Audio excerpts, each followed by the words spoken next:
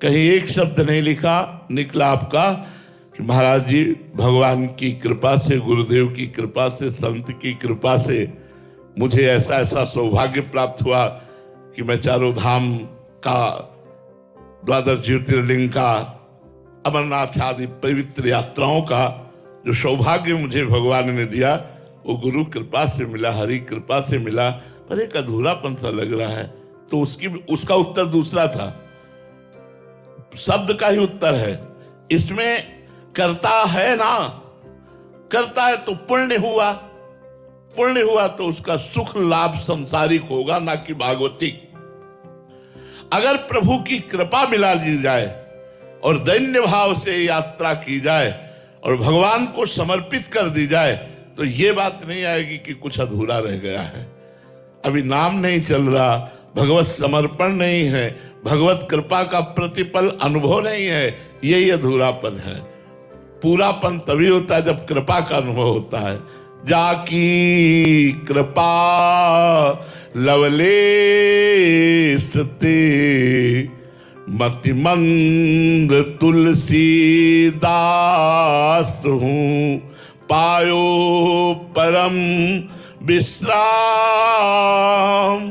राम समान प्रभु नाही कहूं। जिस समय हम कृपा की बलिहारी जाते हैं तो कृपा बरसती है और हमें विश्राम पद दे देती, परम पद दे देती, भगवत प्रेम दे देती है। तो अभी भगवान के प्रति समर्पण की कमी ही आपको अधूरापन का अनुभव करा रही है। संत समागम करो, इसीलिए संत समागम के सामने तात स्वर्ग अपवर्ग सुख धरी तुलाए कंग, तूलनताए सकल मिली जो सुख लव सत्संग। एक क्षण में तुम्हारी बुद्धि को परिवर्तित करके भगवान में स्थित कर दे, वो सत्संग। सत्संग कौन? जो तुम्हारी बुद्धि का परिवर्तन करके सच्चिदानंद भगवान में स्थित कर दे, उसे सत्संग कहते हैं। नहीं तो सब वार्ता है, सब वाणी का विलास मात्र है।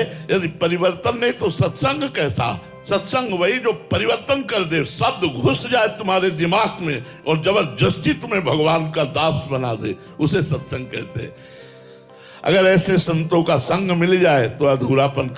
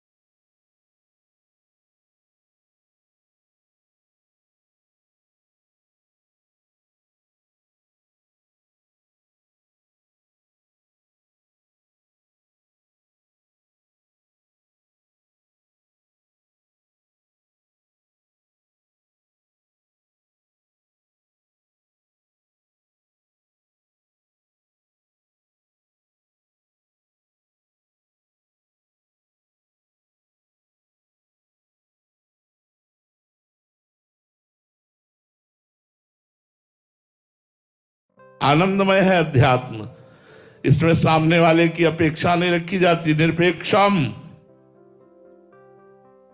अनपेक्षा।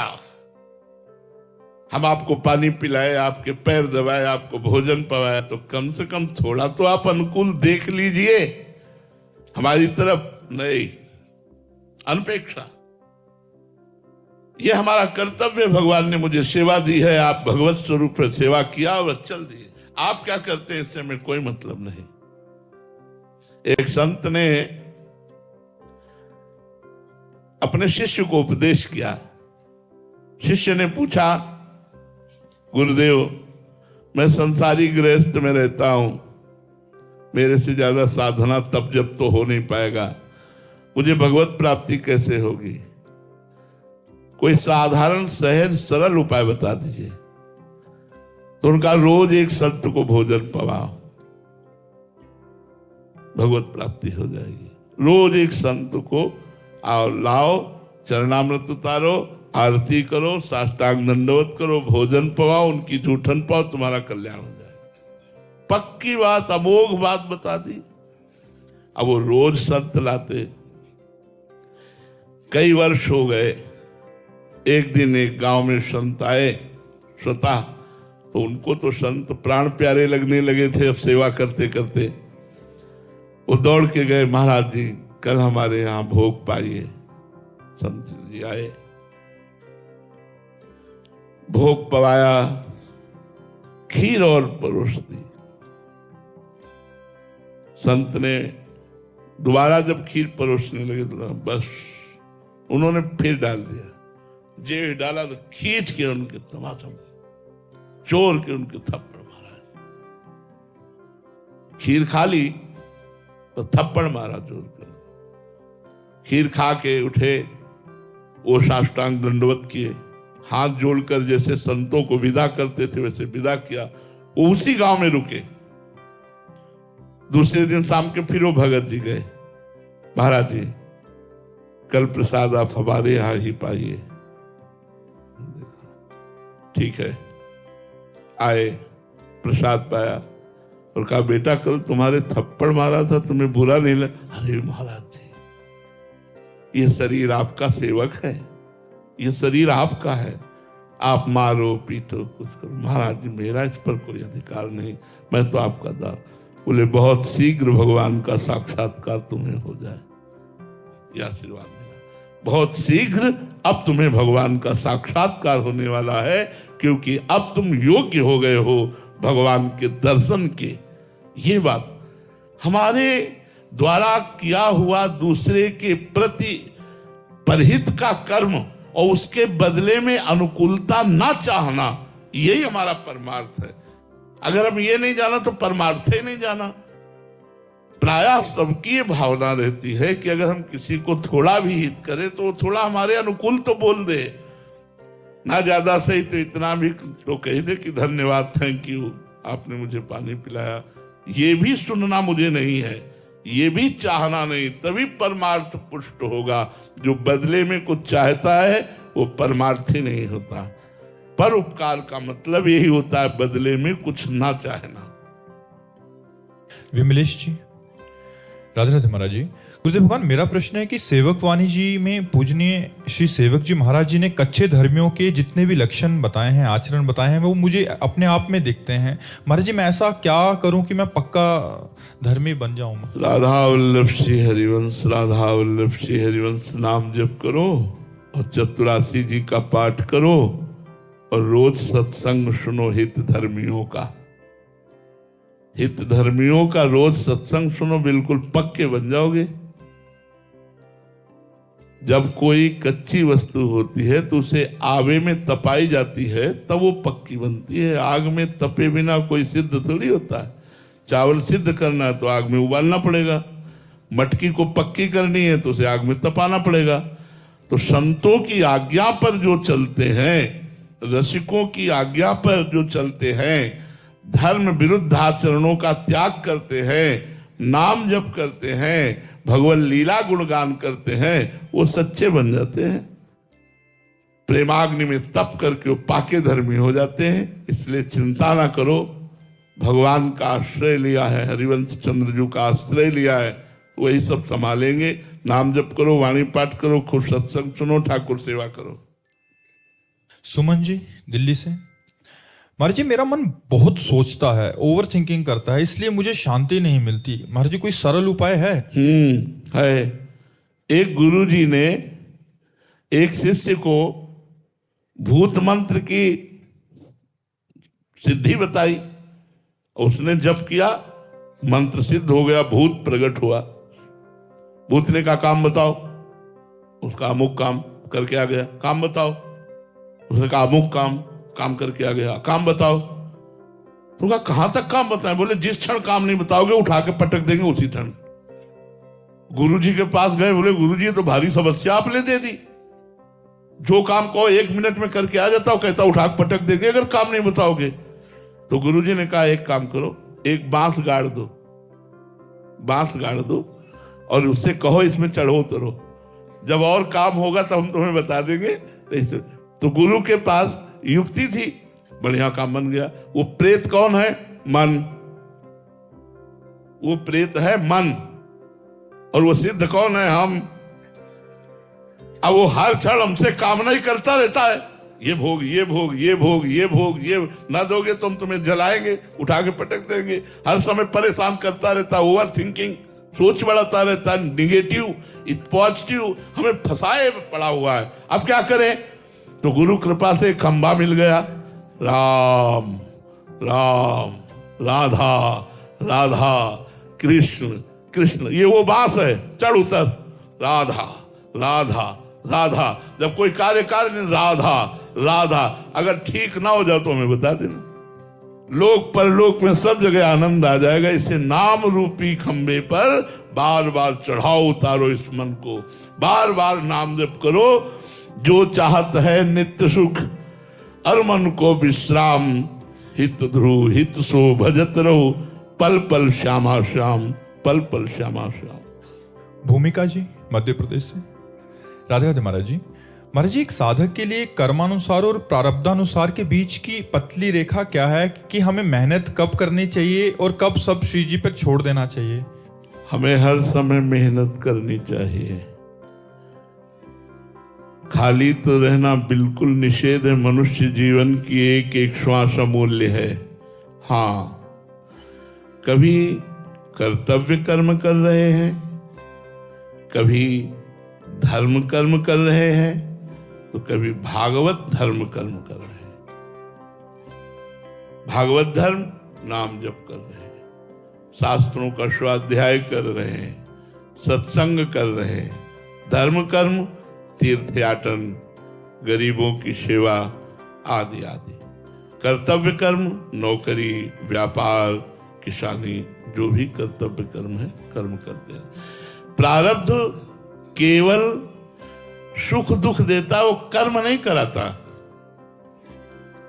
प्रारब्ध कर्म नहीं कराता, प्रारब्ध परिणाम है किए हुए कर्मों का।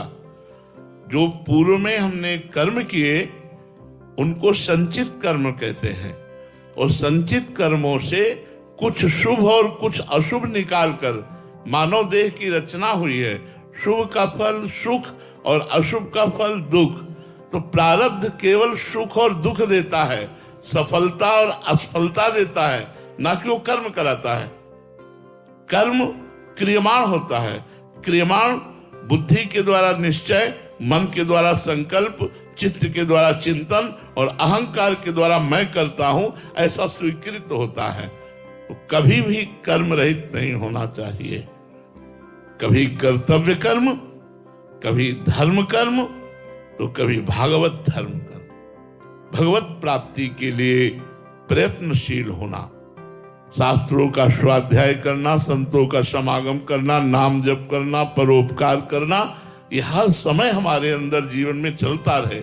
मैं कैसे भगवान को प्राप्त कर लूं? अगर लोक की कोई वस्तु प्राप्त करनी है तो भी भगवान की कृपा से हो जाएगी, परलोक की प्राप्त करनी तो भगवान की कृपा से हो जाएगी। बिना भगवान की कृपा से प्रारब्ध में इतना दम नहीं कि हमारी कामनाओं की पूर्ति कर सके, वो हमें शांति प्रदान कर सके, वो हमें परम आनंद प्रदान कर सके। प्रारब्ध सांसारिक सुख और दुख दे सकता है, वो भी क्षणिक, ना कि स्थायी। जैसे दिन स्थायी नहीं रहता, रात्रि आती है, रात्रि स्थायी नहीं रहती, दिन आता है, ऐसे ही प्रारब्ध के अनुसार कभी सुख कभी दुख देखा जाता है। तो हमें निरंतर प्रयत्नशील होकर पुरुषार्थ करना चाहिए, जिससे हमारे काम, क्रोध, लोभ, मोह, मद, मत्सर ये मिटे और हम भगवान की तरफ बढ़ें, हमारा चित्त अध्यात्म में लगे। ये मनुष्य जीवन की सार्थकता है। जो केवल कमाना, खाना, भोगना, संसार का चिंतन करना और भगवान से विमुख रहना, वो मृत जीवन है।